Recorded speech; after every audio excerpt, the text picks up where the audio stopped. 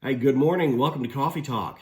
I'm Mark Bradberry. Today is April the 16th, it's Thursday. We're still in the midst of the corona crisis, but I hope you'll grab your cup and join me this morning. Uh, and make sure, by the way, to sign up for my YouTube channel if you'd like to see any of the older videos. I got to tell you, some of the nights recently have been really tough. I slept very well last night, but on Tuesday, oh gosh, it was horrible.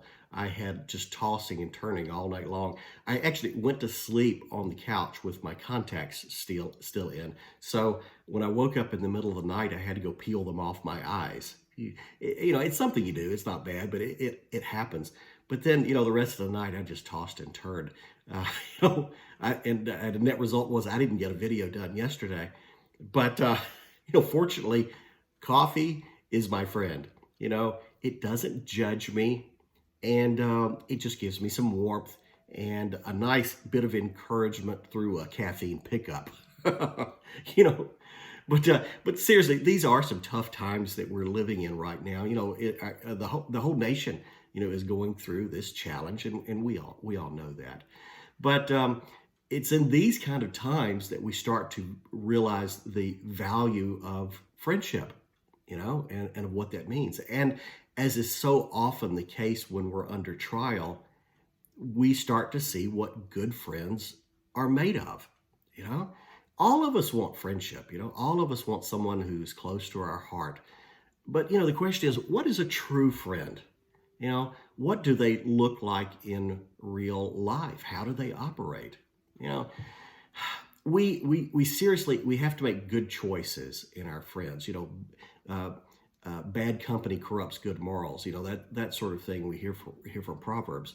But we sometimes we make poor choices in our relationships, and we allow those unsafe people into our lives. We think they're friends, but they're not.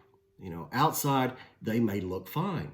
They're around, they're charming, they're even pleasing to us, for a while.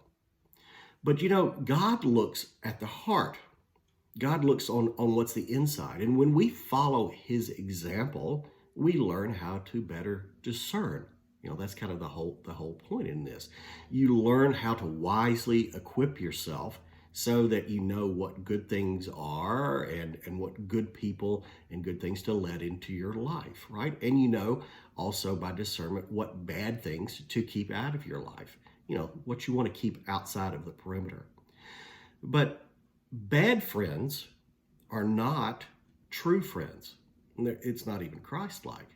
You may remember the stories of Job, the man of ancient times who's mentioned in as the namesake of the book of Job in the Old Testament.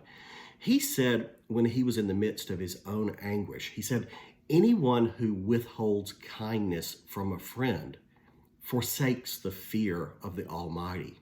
That's a pretty deep statement. King David of Israel talked somewhat about the hurt that had been caused when a close friend turned against him.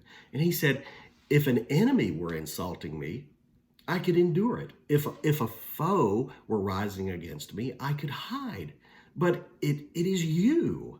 It's you, a man like myself, my companion, my friend, whom I once enjoyed sweet fellowship with in the house of God, who walked among the worshipers.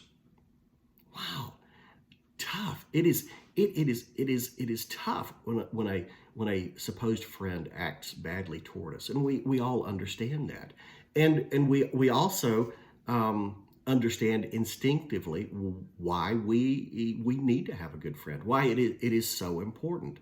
So then, what does a true friend look like?